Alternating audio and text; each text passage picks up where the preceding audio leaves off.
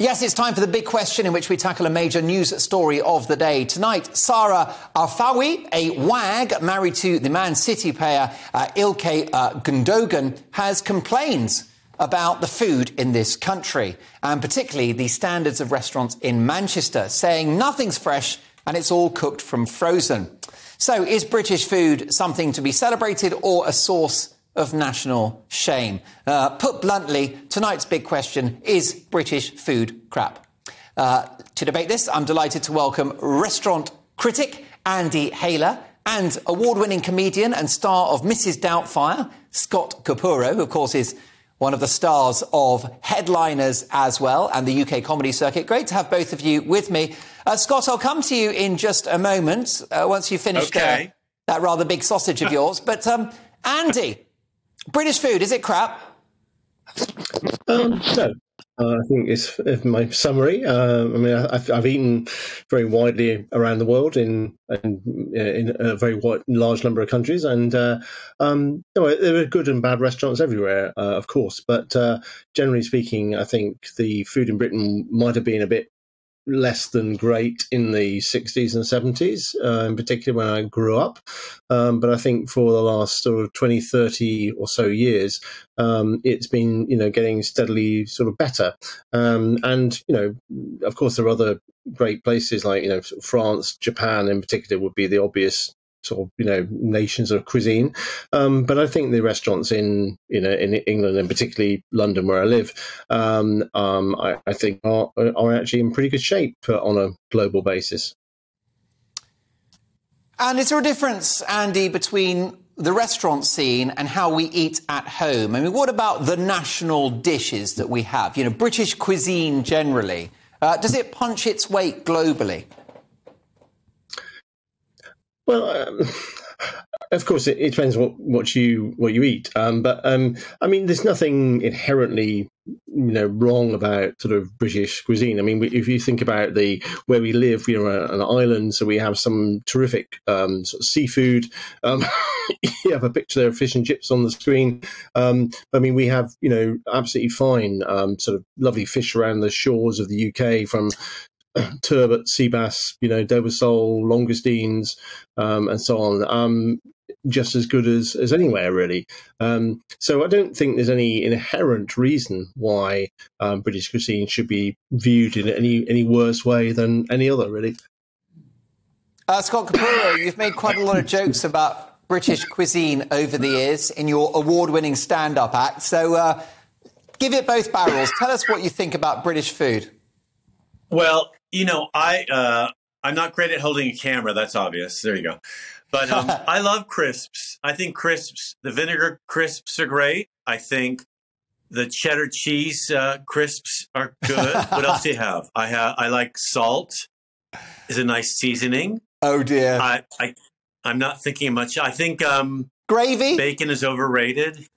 I'm a bit nervous about fried food. And it seems as though there's a lot of lovely food in the UK, but when I go to a dinner party, a lot of my friends just fry it, and it seems to lose its flavor to me. So I like a bit more subtle cooking, like Brazilian food I prefer. But, I live here. I deal with it every day. Every day I deal with it. It's really, it can be hard to find fresh vegetables in December, January, but that's true of a lot of places, I think. That's probably true. But, Scott, what about those British classics like roast beef and Yorkshire pudding, toad in the hole? What about spotted dick? You can't tell me you've never had spotted dick. It's my favorite drag name. I think the problem is that the food, I think nowadays the food seems old-fashioned to most people under the age of 40 because they want lots of greens and they want, unhomogenized raw milk from farms, and they want locally sourced food, and they want food with flavor. They're quite picky. And, they don't want food from a vending machine, which is what I had to live on the road for the last 30 years. So I'm not bitter about it. Thank God I have a 31-inch waist. It's been a struggle, Mark, but I've maintained it, as you know. So I think people's tastes have changed. They have taste now. They want a bit of flavor in their food, and they're not willing to settle for something at a bagel shop at 2 in the morning any longer. I think they want something a bit more substantial that's healthy. Well, definitely. Look, Andy Scott arrived in the UK in the late 90s. Don't consider him an American now. He's an honorary Brit, and we're all the better for that. Bottom line is that the way we eat has improved drastically in the last couple of decades, hasn't it? We've watched these cooking shows in which we've learned more about global cuisine. Gordon Ramsay, Nigella Lawson, Jamie Oliver, Delia Smith. We've learned from the best, haven't we? And we do have some of the best ingredients in the world. Our meat is world class. Scottish Aberdeen Angus beef, British dairy, West Country cheese, Suffolk potatoes. The list goes on. I mean, there's some fantastic cuisine in Britain, and there's some great ingredients in Britain. So, as you say, we've got terrific meat. You've got fantastic venison. You've got some very, very good beef, some lovely, Welsh lamb. You've got amazing seafood. Vegetables are okay, But to answer your particular point earlier, I mean, if you want to eat sort of very fashionable, food, or you want to eat, a lot of vegan, vegetarian food, I mean, somewhere like, I don't know, Gautier in Soho, is a pure vegan restaurant now, headed by a previously Michelin-starred chef. It does absolutely fantastic, glorious food that's purely vegan. So you can absolutely eat, very, very high grade, vegan food if that's what you want to eat in London. And frankly, probably more easily than you can in Paris or a lot of other cities. So I think, of course, you can eat badly everywhere, right? I mean, but, as I say, have someone who's eaten in every 3-star Michelin restaurant in the world, I can assure you that the standard of food in London is certainly, of a very high level, relative to a great many countries. It may not be the absolute best, compared to Tokyo or Paris, but but in terms of variety, London is amazing. I mean, we have. Well, you keep we have saying that, and fantastic. I hear it. I hear it from you, and I think the Tokyo food is a bit pungent, actually, for my taste. The fish tastes a bit too fresh out of the sea. But what I think people have a problem with here, and what they might be complaining about, you go to a restaurant and you cough up 100 quid, and you can hear the microwave door dinging in the kitchen, and it's true. It costs a lot of money to have a decent meal in London and in the UK. Edinburgh is extremely expensive now. You say vegan. I mean, I want real food. I want food I want a creature on my plate, and I want that creature as fresh. I don't want gravy that's been, heated up the day before. You know what I mean? I mean, people, it's very pricey, and people, I think they want what they ordered on the menu, not something they could have bought at Sainsbury's in the frozen section and taken home and cooked themselves in 20 minutes, which is what they're getting a lot of in restaurants in London. They are. I mean, of course, there are those kind of things. But for example, if you want some great, cheap, good value food in London, so go to someone like Diwana Belpuri in Drummond Street near Euston, and you will struggle to spend £15 for some absolutely fantastic, South Indian snacks. They're absolutely glorious. Marvelously tasty, whatever. You would struggle to spend £15 a head. Of course, you can find terrible restaurants everywhere. You can find bad restaurants in New York. You can find bad restaurants in Los Angeles. But there are many, many, many great examples. You will talk about Edinburgh, and you talk about, everything's fried, whatever. Well, actually, go to someone like the Scran and Scally in Edinburgh, a pub which does fantastic fresh scallops, live langoustines.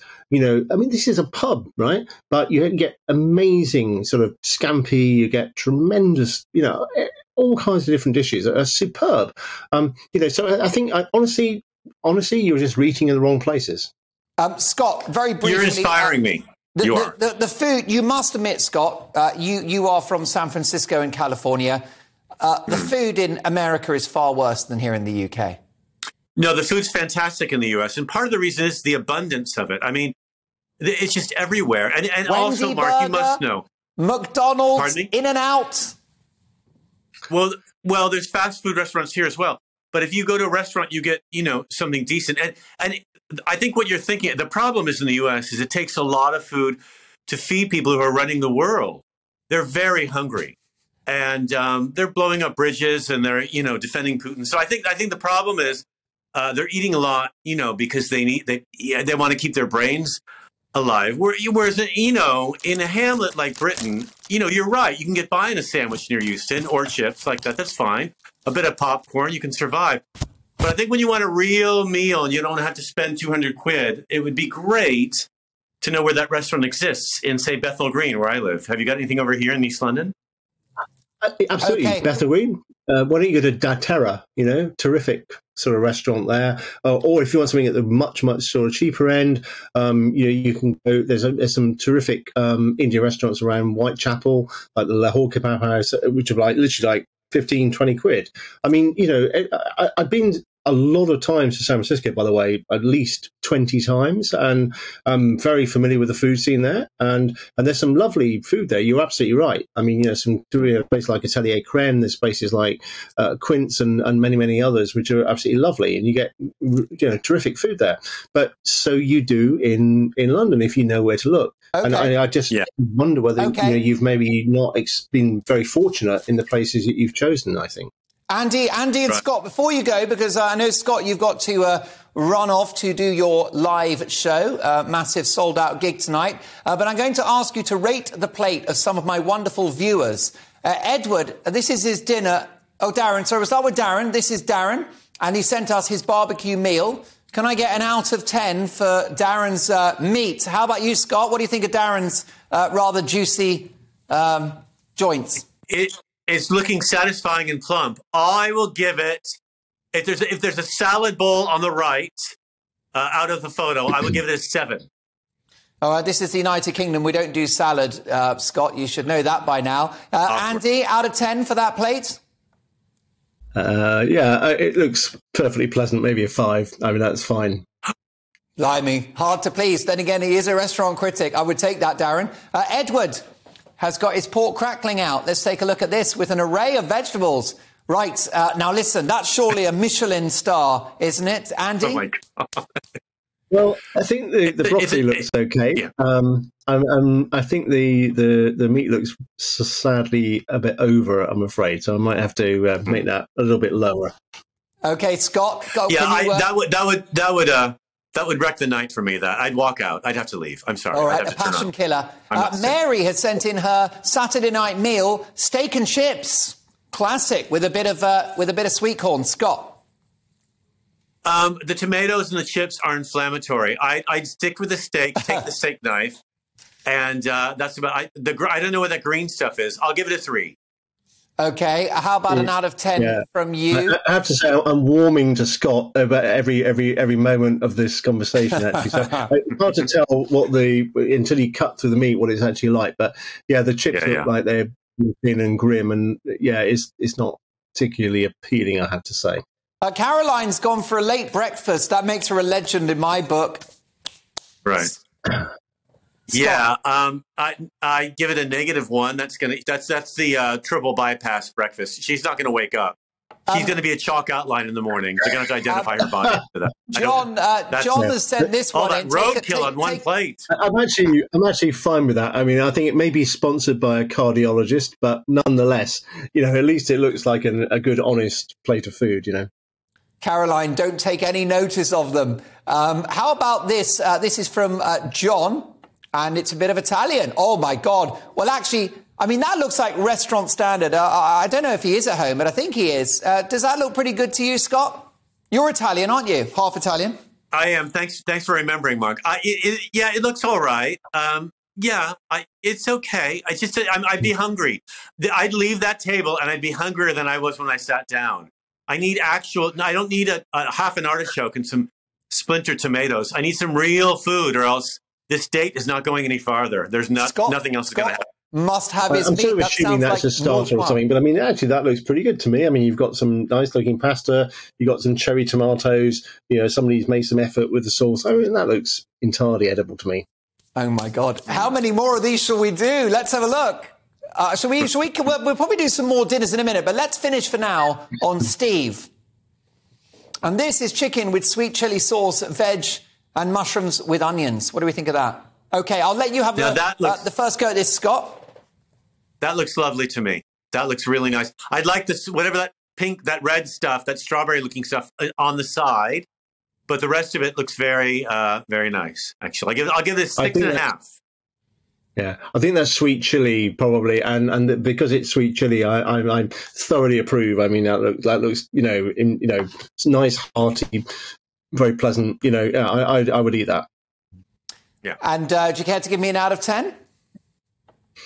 Oh yeah, I don't know, 15 or something. I mean, 5 out of 10 or something. I mean, it's fine. I mean, it's of course it's simple food, but I mean, it looks entirely